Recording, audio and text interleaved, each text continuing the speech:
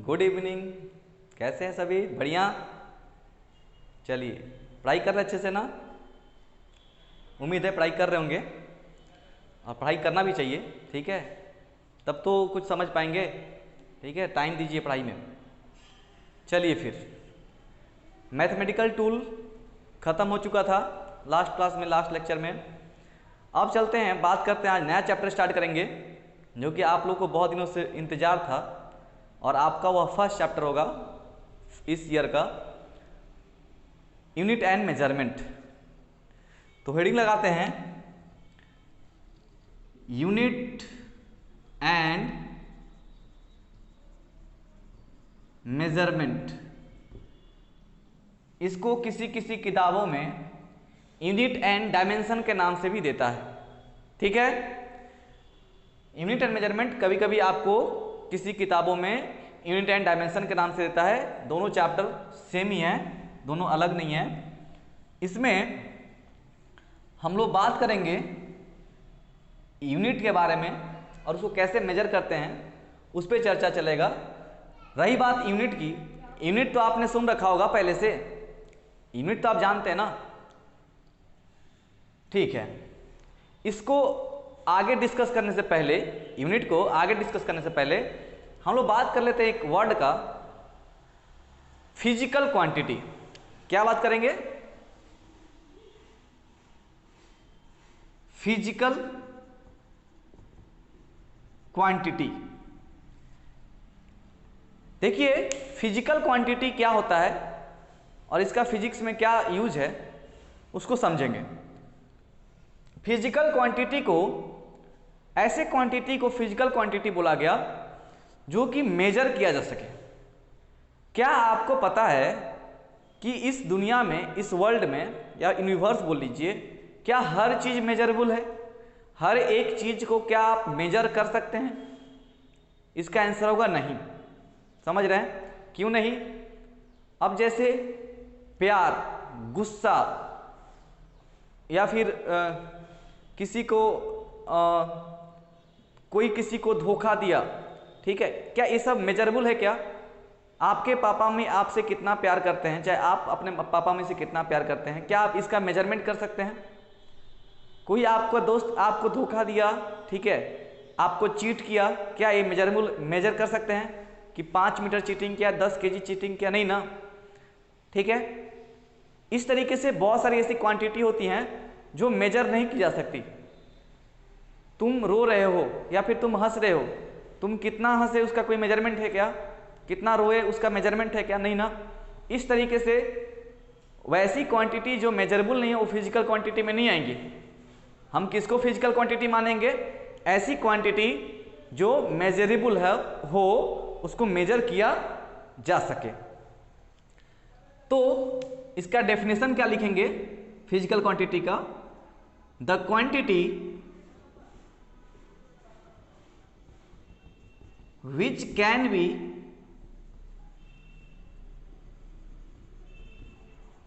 measured। अब इसका मेजरमेंट किसी तरीके से हो, फिजिक्स का आप कोई भी लॉ लगाओ, चाहे कुछ भी करो, आप बस उसको मेजर कर पा रहे हो कि नहीं, इस पे डिपेंड करता है। तो वह क्वांटिटी जिसको हम लोग मेजर कर सकते हैं वह क्या कहलाएंगी? आम भाषा में समझिए, उसको क्या बोलेंगे? फिजिकल क्वांटिटी बोलेंगे। जो वह क्वांटिटी जो मेजर की जा सके उसको अपन लोग क्या बोलेंगे? फिजिकल क्वांटिटी, ठीक है? एग्जाम्पल में बहुत सारा कुछ सुने होंगे आप, लेंथ, देन डिस्टेंस, स्पीड, ठीक है, टाइम, ठीक है, फोर्स, वेलोसिटी। ये सब जितने भी आप वर्ड फिजिक्स में जितने भी वर्ड यूज करेंगे ना, उन सभी को फिजिकल क्वांटिटी माना जाता है। चाहे स्पीड हो, वेलोसिटी हो, टाइम हो, डिस्टेंस हो, डिस्प्लेसमेंट हो, फोर्स हो, वर्क हो, टॉर्क हो, प्रेशर हो, टेंशन हो, ठीक है, या हो करंट, ठीक है, समझ में आ रहा है, या हो एंगुलर वेलोसिटी, या हो मोमेंटम, ये सभी क्वांटिटी जितने भी सुन पा रहे हैं आप, ठीक है, और जितना सुनेंगे, टेम्परेचर, ये सब क्या है, फिजिकल क्वांटिटी में आती हैं। इसको हम लोग फिजिकल क्वांटिटी बोलते हैं। तो क्या सबको फिजिकल क्वांटिटी क्या होती हैं, ये चीज समझ में आ गया? ठीक है। अच्छा, अब देखिए, अब कोई लेंथ का मेजरमेंट करना हो या फिर कोई डिस्टेंस कोई चला हो या फिर स्पीड हो, इस चीज को मेंशन करने के लिए हम लोगों को एक यूनिट की जरूरत पड़ती है। जैसे लेंथ का मेजरमेंट बात करूं, अगर ये बोर्ड है, इसका मेजरमेंट मैं पूछूं तो आप बोलोगे, अगर आपने आंसर दिया सर 5 क्या, 5 किलोमीटर, ना 5 लीटर, ना 5 केजी, साथ में आपको यूनिट डिफाइन करनी पड़ेगी ना, ठीक है। 5 क्या, इस चीज को समझने और इसको बताने के लिए कि ये जो लेंथ है इसका वो कितने का है, इसके लिए यूनिट का जरूरत पड़ गया। समझ में आ रहा है? इसलिए हम लोग इसको इसके बारे में पढ़ते हैं। यूनिट में भी बहुत कुछ पढ़ने को है जो धीरे धीरे पढ़ेंगे हम लोग, ठीक है। बट फिलहाल समझिए, आपने फिजिकल क्वांटिटी समझ लिया कि हाँ भैया ठीक है, लेंथ है, डिस्टेंस है, स्पीड, ये सब क्या है, फिजिकल क्वांटिटी है। तो क्या मैं लेंथ अगर इसका बोलूं या फिर मार्कर का कितना वजन है, तो क्या बोलोगे? 200 ग्राम, ना केजी, ना मीटर। समझ में आ रहा है कि यूनिट का क्या जरूरत है हम लोग को? ठीक है, समझ रहे हैं ना? चलिए, अच्छी बात है, समझ में आ रहा है। तो इसको डिफाइन करने के लिए यूनिट का जरूरत पड़ा। फिजिकल क्वांटिटी क्या है समझ गए, यूनिट कहाँ लगेगा, क्यों लेकर आएंगे, यूनिट के बारे में क्यों पढ़ेंगे, क्या ये भी समझ में आ रहा है? अच्छा, यूनिट पे विस्तार से समझेंगे, आएंगे उसके ऊपर। फिलहाल क्या करते हैं हम लोग, बात कर लेते हैं इसी फिजिकल क्वांटिटी के और अंदर थोड़ा चलते हैं। फिजिकल क्वांटिटी ना, इसको डिवाइड किया गया है, बेसिकली 2 हिस्सों में डिवाइड किया गया है, लेकिन 3 में बांध सकते हैं। कौन कौन सा? इसका फर्स्ट पार्ट हम लोग बोलते हैं फंडामेंटल क्वांटिटी, फंडामेंटल क्वांटिटी। दूसरा है डेराइव्ड क्वांटिटी, और तीसरा जो होगा इसको बोलते हैं सप्लीमेंट्री क्वांटिटी। तो फिजिकल क्वांटिटी को 3 हिस्सों में डिवाइड किया गया है। मोस्टली 2 हिस्सा होता है, एक तीसरा भी मान लेते हैं सप्लीमेंट्री क्वांटिटी के रूप में। समझ रहे हैं बात? क्लियर हो रहा है? फंडामेंटल, डिराइव, सप्लीमेंट्री, ये है फिजिकल क्वांटिटी का 3 हिस्सा। फिजिकल क्वांटिटी जितने भी होंगे हमारे, जितने भी आप वर्ड सुन लोगे, ठीक है, जैसे मैंने वर्ड यूज किया आपके लिए, velocity, speed, time, acceleration, force, torque, tension, ठीक है, करंट, आपका voltage, resistance, capacitance, capacitor, temperature, momentum, angular momentum, ठीक है, इस सब जितने वर्ड मैं यूज कर रहा हूं और आप सुनोगे खुद ही, ये सभी आते हैं फिजिकल क्वांटिटी में। इतने सारे जो लिस्ट है जो मैंने बोला, और भी हैं बहुत सारे, उन लोगों को 3 हिस्सों में डिवाइड किया गया, ठीक है। पहला हिस्सा में आता है फंडामेंटल क्वांटिटी। अब फंडामेंटल क्वांटिटी में कौन सा फिजिकल क्वांटिटी आएगा उसको देखते हैं। अच्छा, फंडामेंटल क्वांटिटी में हम लोग लेते हैं ऐसा क्वांटिटी जो किसी दूसरे पे डिपेंड ना करता, वो इंडिपेंडेंट हो। जैसे अगर इस मार्कर का लेंथ बताना हो, ठीक है, तो आपको सिर्फ इसका मेजरमेंट करना हो, तो आपको इसका सिर्फ लेंथ बता देने से काम बन जाएगा, ठीक है। बट एग्जाम्पल के लिए आप स्पीड सुने होंगे, 9th क्लास में आपका स्पीड होगा, ठीक है। 9th में आपने स्पीड इक्वल टू क्या पढ़ा था? Distance by time. तो अगर आपको कोई पूछे कि भैया स्पीड बताओ किसी बॉडी का, कितने से चल रहा हो, तो उसको डिफाइन करने के लिए आपको एक तो पूछेंगे आप, भैया ठीक है आप डिस्टेंस और टाइम दे दीजिए तो हम स्पीड बता देंगे आपको। ठीक है, समझ रहे हैं बात? तो स्पीड को डिफाइन करने के लिए डिस्टेंस का भी जरूरत पड़ा, टाइम का भी जरूरत पड़ा, लेकिन इसका मेजरमेंट बताने के लिए सिर्फ लेंथ बता दिए हमने तो आपका काम बन गया।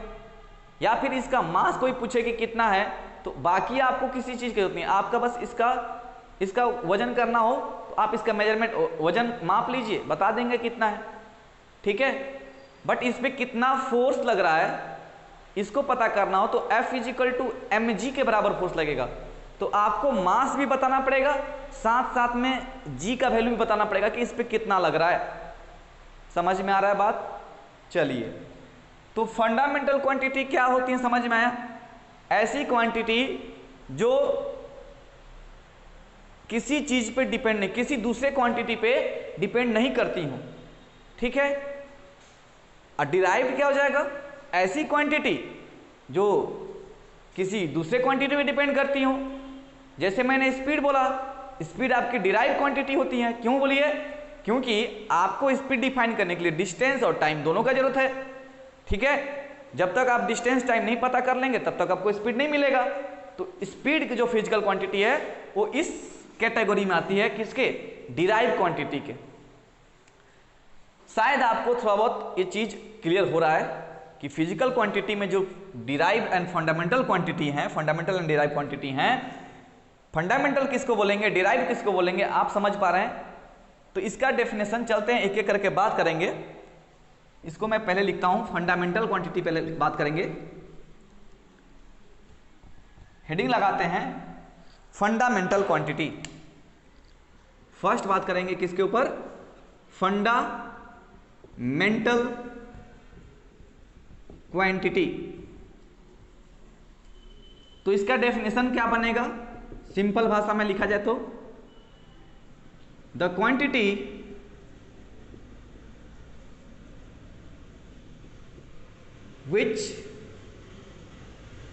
which is independent of other quantity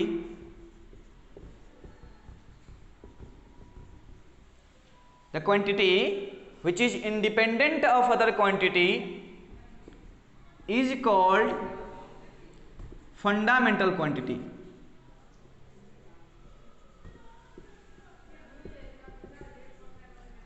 समझ गए? एग्जाम्पल, इस फंडामेंटल क्वांटिटी में टोटल साइंटिस्ट लोग मिल करके टोटल 7 ऐसे फिजिकल क्वांटिटी निकाले जिसको फंडामेंटल क्वांटिटी के कैटेगरी में डाले। वो 7 क्वांटिटी कौन सा है? देखिए, पहला है मास, दूसरा है लेंथ, तीसरा है टाइम, चौथा आपको मिलेगा टेम्परेचर, पांचवा मिलेगा mass, length, time, temperature, electric current,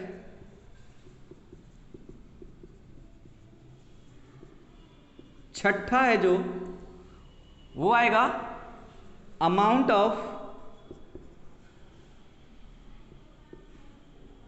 substance, and जो 7th नंबर आएगा वो होगा ल्यूमिनस इंटेंसिटी। ठीक है, टोटल 7 फंडामेंटल क्वांटिटी बनाया गया। ठीक है, मास इंडिपेंडेंट, मास अगर मेजरमेंट करना हो तो किसी और चीज की जरूरत नहीं है, आप सिंपली मास बता सकते हैं, ये इंडिपेंडेंट है अदर क्वांटिटी पे। लेंथ, टाइम बताना तो टाइम ऐसे ही बता सकते हैं आप, बस स्टॉप वॉच लगाइए, देख लीजिए टाइम कितना है। टेम्परेचर के लिए भी किसी चीज की जरूरत नहीं है। Electric current, amount of substance, luminous intensity, ये सभी 7 चीज क्या होते हैं? ये इंडिपेंडेंट होते हैं अदर क्वांटिटी पे। समझ में आया? ये डिपेंड नहीं करते। तो इन 7 क्वांटिटी को हम लोग फंडामेंटल क्वांटिटी के अंडर में लाएं। ठीक है, अच्छा अब देखिए ये सातों क्वांटिटी यूज करके आप फिजिक्स में जितने भी फॉर्मूला बनते हैं, ठीक है, जो भी आप बोल लीजिए, इन सातों क्वांटिटी को यूज करके आप इजीली डिराइव कर सकते हैं। जो भी फॉर्मूला बनेगा इन्हीं सातों क्वांटिटी को यूज करते हुए बनेगा। आज से इस चीज याद रखेंगे कि कोई भी फॉर्मूला बना लीजिए, ठीक है, आपको यही सात क्वांटिटी को यूज करते हुए चाहे इसको मल्टीप्लाई करेंगे या फिर इसको स्क्वायर करके डिवाइड करेंगे, ठीक है, कुछ भी करके यही चीज ही यूज होगा, चाहे मल्टीप्लिकेशन हो, चाहे वो डिवीजन हो, चाहे वो स्क्वायरिंग हो, चाहे जो भी हो। समझ में आया? चलिए फंडामेंटल क्वांटिटी क्लियर हो गया। साथ में लिख देते हैं यहीं पे, इसको मिटा दीजिए, पहले बात कर लेते हैं किसके बारे में, डिराइव्ड क्वांटिटी के बारे में।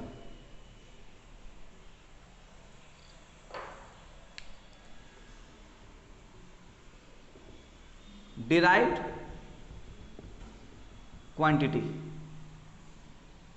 डिराइव्ड क्वांटिटी का डेफिनेशन क्या बनेगा? The physical quantity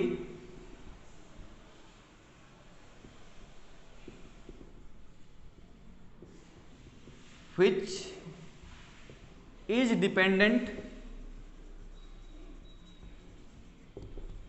of other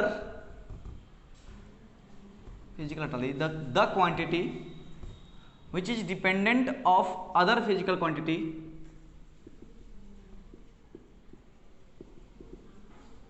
is called derived quantity। इसके लिए एग्जाम्पल में बहुत सारा एग्जाम्पल है, स्पीड, वेलोसिटी, फोर्स, और क्या है, मोमेंटम। मैं वही सब यूज कर रहा जो आप 9th क्लास में सुने होंगे, मोमेंटम, और क्या सुने हैं, टॉर्क भी सुने होंगे आप, टॉर्क, एक्सेट्रा एक्सेट्रा एक्सेट्रा, बहुत कुछ है। क्योंकि देखिए स्पीड का फॉर्मूला क्या बनता है, डिस्टेंस बाय टाइम। तो स्पीड को डिफाइन करने के लिए आपको डिस्टेंस का भी जरूरत पड़ा। डिस्टेंस क्या है, एक लेंथ है। टाइम तो आपको दिख ही रहा था, 7 क्वांटिटी, मास, लेंथ, टाइम, टेम्परेचर में आपको डिस्टेंस का एक लेंथ है, तो लेंथ का जरूरत पड़ा और टाइम की जरूरत पड़ा। आपने लेंथ को टाइम से डिवाइड कर दिया तो आपको स्पीड एक आ गया, फिजिकल क्वांटिटी। ये डिपेंड कर रहा है इन दोनों पे, ठीक है। सिमिलरली वेलोसिटी, वेलोसिटी क्या जानते हैं, डिस्प्लेसमेंट अपॉन टाइम। अब डिस्प्लेसमेंट भी तो एक लेंथ ही है और टाइम से डिवाइड करेंगे तो आपको क्या मिल जाएगा, वेलोसिटी। ये भी एक क्या हो गया, ये भी आपका एक डिराइव्ड क्वांटिटी हो गया। Force, F equal to ma, mass को एक्सेलरेशन से मल्टीप्लाई करने से आपको मिलता है फोर्स। या फिर आप बोल सकते हैं मास इनटू एक्सेलरेशन क्या होता है, वेलोसिटी बाय टाइम, पढ़े हैं ना बचपन में 9th क्लास में। और वेलोसिटी क्या होता है, डिस्प्लेसमेंट। डिस्प्लेसमेंट को कैसे लिखेंगे, s से, तो s बाई टी स्क्वायर। तो mass into displacement by T का स्क्वायर करने से आपको फोर्स मिलता है। तो आप देखिए टी का 2 बार यूज पड़ा, एस को 1 बार यूज करना पड़ा डिस्प्लेसमेंट को, और उससे एम को मल्टीप्लाई किए तब जाके आपको फोर्स मिला। तो एफ भी क्या है, एक डिराइव्ड क्वांटिटी, उसको डिराइव किया गया। आप नोटिस करेंगे कि मास जो उस 7 क्वांटिटी था उसी में से सब यूज किया गया, मास भी उसी 7 में से आता है। एस जो है डिस्प्लेसमेंट, उसी डिस्प्लेसमेंट इज अ लेंथ, है ना। कोई बॉडी डिस्प्लेस हुआ, ये मार्कर यहाँ से यहाँ पे था, टी इजिकल टू 0 सेकंड पे, टी इजिकल टू 5 सेकंड पे यहाँ पे आ गया, तो कितने का डिस्प्लेसमेंट हुआ, ये जो भी लेंथ है उसका डिस्प्लेसमेंट। तो लेंथ ही तो डिस्प्लेसमेंट होता है, या फिर डिस्प्लेसमेंट ही तो लेंथ होता है। तो डिस्प्लेसमेंट मतलब लेंथ, मास, लेंथ और टाइम का यूज करके हमने फोर्स निकाला। तो आप देख पा रहे हैं मैंने जो बोला कि वही 7 क्वांटिटी यूज करके बाकी जितने फिजिकल क्वांटिटी हैं उनको डिराइव कर लिया जाता है। इसी नाम भी पड़ा डिराइव, है ना, डिराइव किया गया है। उन सातों का यूज करके इन सभी को डिराइव किया गया है। ठीक है, समझ गए बात। चलिए मिटा रहे हैं इसको, आगे बढ़ते हैं। यूनिट पे अभी नहीं आ रहे हम, यूनिट पे आएंगे। इस पे इसको डिस्कस कर लें पहले, इसको ख़त्म करने के बाद यूनिट पाएंगे। तीसरा क्या बताए थे आप लोग को? सप्लीमेंट्री ना, ठीक है। एक तीसरा जरूरत पड़ा हम लोगों को, क्या चीज? Supplementary quantity. इसमें दो चीज आता है, एक आता है प्लेन एंगल और दूसरा आता है सॉलिड एंगल। अब प्लेन एंगल और सॉलिड एंगल क्या होता है तो देखिए, समझिए। अच्छा, एक सर्कल बनाना हो तो क्या सर्कल एक प्लेन पे आएगा ना आउट ऑफ प्लेन होगा, मतलब प्लेन के बाहर दिखेगा। 2D 3D आपको नॉलेज है, 2D 3D का नॉलेज है। आप बचपन में पढ़े होंगे, बताया गया होगा आपको बचपन के छोटे क्लासों में कि 2D फिगर किसी प्लेन पे आ जाता है। जैसे अगर एक स्क्वायर हमारे पास रहे, स्क्वायर एक पेपर का स्क्वायरिंग कट कर लीजिए, तो उसको अगर इस बोर्ड पर रखेंगे तो इसी के प्लेन में आ जाएगा। लेकिन आपके पास एक क्यूब रहे, क्यूब अगर इस प्लेन पे आप चाहें रखना तो वो क्यूब इस प्लेन पे नहीं रह करके उसका कुछ हिस्सा बाहर की ओर भी दिखाई देगा, मतलब ऊपर उठते दिखाई देगा। तो वो क्यूब क्या है? 3D फिगर है, ठीक है। तो 2D जितने 2D फिगर होते हैं सभी एक प्लेन में, उसी प्लेन में आ जाते हैं, उसका उभरा हुआ पार्ट ऊपर नहीं दिखेगा। बट 3D फिगर होगा तो क्या होगा? वो प्लेन में रहेगा बट उसका आउट ऑफ प्लेन, प्लेन से बाहर भी कुछ हिस्सा दिखेगा, ठीक है। अब इसका मतलब ये नहीं बोला हूं कि एक क्यूब प्लेन में नहीं रख सकते, ठीक है। इसका मतलब मेरा ये नहीं है, मेरा कहने मतलब क्यूब अगर प्लेन में रखेंगे तो उसका कुछ हिस्सा बाहर में दिखाई देता है, उभरा हुआ रहता है, ऊपर की ओर उठा दिखता है। बट आप एक सर्कल काटेंगे 2D फिगर या फिर ट्रायंगल या फिर रेक्टेंगल, उसी प्लेन में रहता है, उसमें कुछ उभरा हुआ हिस्सा नहीं दिखता आपको, ठीक है। चलिए, ये क्लियर है तो यहां समझ में आएगा। प्लेन एंगल समझिए, अगर आपके पास कोई एक सर्कल है, सर्कल में कोई एक हिस्सा काट लीजिए, ये पॉइंट ए, ये पॉइंट बी, इस हिस्सा को क्या बोला जाता है? आर्क बोलते हैं, ठीक है। तो किसी सर्कल का ये जो आर्क वाला जो हिस्सा है वो उसके सेंटर पे कितना, अगर इस दोनों को ज्वाइन करेंगे, पॉइंट ए और पॉइंट बी को इस सर्कल के सेंटर पे ज्वाइन करेंगे तो आपको इन दोनों में एक एंगल बनते दिखाई देगा। इसका नाम मैं दे दे रहा हूं थीटा। इस पॉइंट को नाम ले लीजिए ओ, सेंटर पॉइंट ओ। तो जो ए बी जो हमारा आर्क लेंथ था वो इस सेंटर पे कितना एंगल बनाया? थीटा एंगल बनाया। उसको आपने जब सेंटर पे एक्सटेंड किया तो जो दोनों रेडियस जाकर मिला सेंटर पे, तो उन दोनों के बीच में जो एंगल बना वो कितना बना? थीटा। इसी थीटा एंगल को हम लोग क्या बोलते हैं? इसी थीटा एंगल को हम लोग बोलते हैं प्लेन एंगल। और प्लेन एंगल क्यों? क्योंकि एक प्लेन एंगल एक सर्कल के किसी हिस्सा का पार्ट होता है, ठीक है। किसी इस छोटे से उसका आर्क क्या है? एक सर्कल का छोटा सा टुकड़ा, ठीक है, काट लेंगे तो आर्क मिलेगा। उसका जो एंगल सबस्टेंड किया है, वो जो ए और बी को जब सेंटर पर मिला है, वो जो एंगल बना उसी को प्लेन एंगल बोले। क्योंकि ये जो सर्कल ए प्लेन में लाई कर रहा है, इसलिए उसका नाम प्लेन एंगल दे दिया गया। आप सिंपली एंगल भी बोल सकते हैं। और इसका ऐसा यूनिट किस में रखा गया? इसका ऐसा यूनिट रखा गया रेडियन में। रेडियन को शॉर्ट फॉर्म में RAD लिखते हैं। समझ में आया? प्लेन एंगल का ऐसा यूनिट क्या बनेगा? रेडियन। आपको मैंने लास्ट कभी एक लेक्चर में बताया था, रेडियन और डिग्री में कुछ एंगल का दो यूनिट होता है। कभी कभी डिग्री में मेजरमेंट करते हैं, 10 डिग्री 20 डिग्री, कभी कभी रेडियन भी बोलते हैं। तो रेडियन और डिग्री में भी एक रिलेशनशिप बताया था मैंने वहां पे बताया था आपको कि 2 pi is equal to 360, 2 pi radian is equal to 2 pi radian is equal to 360 degree. या फिर बोल सकते हैं pi radian is equal to 360/2, मतलब कितना जाएगा? 360/2 मतलब 180 डिग्री। तो 1 डिग्री इज इक्वल टू कितना हो जाएगा? यहां से 1 डिग्री कितना हो जाएगा? अरे यूनिटरी मेथड पढ़े हैं बचपन में। 180 रुपए में पाई केजी का एप्पल मिलता है, तो 1 रुपए में कितना मिलेगा? तो 1 रुपए मतलब 1 डिग्री में आपको कितना मिलेगा? तो पाई बाय 180 रेडियन। अब आपको कोई 30 डिग्री है, कोई बोले इसका 30 डिग्री इजिकल टू कितना रेडियन, तो क्या लिखेंगे 30 डिग्री इजिकल टू होता है पाई बाई 180 इंटू 30 रेडियन। इसको काट लेंगे 3 पाई बाई 6 हो जाएगा आंसर आपका। इसको डिवाइड कर लेंगे 22/7 से, सॉल्व कर लेंगे, कुछ एक वैल्यू आएगा। तो एंगल और डिग्री में एक रिलेशन होता है, ये आप याद रख लेंगे। और प्लेन एंगल क्या होता है समझ में आ गया, ठीक है। अब चलते हैं बात करते हैं सॉलिड एंगल के बारे में। सॉलिड एंगल किस में आएगा, तो 3D फिगर का जो हम लोग को सस्पेंड करेगा, 3D फिगर जो बनेगा एंगल उसके सेंटर पे सबस्टेंड करेगा, उसको हम लोग बोलेंगे सॉलिड एंगल। 3D फिगर में कौन सा आता है, स्फीयर, क्यूब, क्यूबॉइड, ये सब 3D फिगर में आते हैं। तो हम इसको समझाने के लिए आपको स्फीयर का एग्जाम्पल लेते हैं, स्फीयर का एग्जाम्पल लेके समझेंगे। अच्छा, आपने कभी वो वाटरमेलन देखा ना, स्फेरिकल दिखता है, ठीक है, तरबूज जो होता है वो स्फेरिकल दिखता है।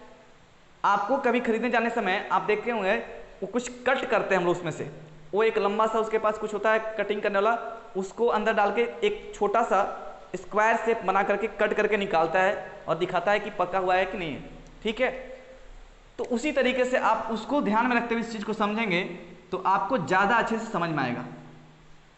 ये हमारा सर्कल नहीं, ये स्फीयर है। अब 3D में स्फीयर कैसे बनाएंगे, ये हमारा प्लेन ही हमारे पास, तो 3D में कैसे दिखाऊंगा, आप समझे कि ये स्फीयर है, ये ऐसे है, ठीक है, ऐसा है।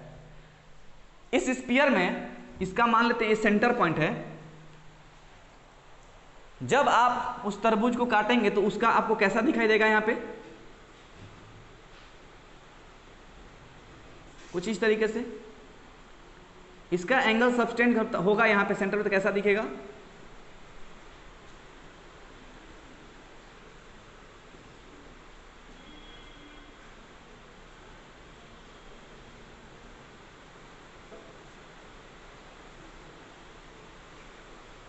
ठीक है। एक मिनट,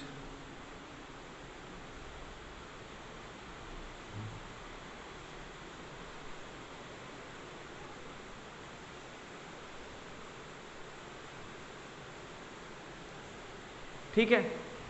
ये जो एंगल बनेगा ना, ये देखिए एक प्लेन बन गया, जो स्क्वायर शेप चाहे कोई एक शेप में काटा है, तो आप जब काट के इसको निकालेंगे तो देख रहे हैं एक ऐसा शेप बनेगा, वेज शेप टाइप, एक दो प्लेन होगा, ऐसे जाकर मिल जाएगा किसी पॉइंट पे। उन दोनों बीच में जो एंगल बनेगा ना, उसी को अपन लोग सॉलिड एंगल बोलते हैं, ठीक है। इसको हम लोग सॉलिड एंगल बोलते हैं। इसको डिनोट करते हैं ओमेगा से। Solid angle is denoted by symbol omega. इसको पढ़ते क्या है, ओमेगा। अच्छा, एक चीज़ मैंने छोड़ दिया, आपको नहीं बताया, ये जो सर्कल है इसका एक हिस्सा अगर एक आर्क है ए बी, उसका एंगल यहाँ पे जो सबस्टेंड करते हैं उसको थीटा बोलते हैं, और रेडियस आर है, और ये आर्क लेंथ है, आर्क लेंथ मान लेता हूँ मैं एल है।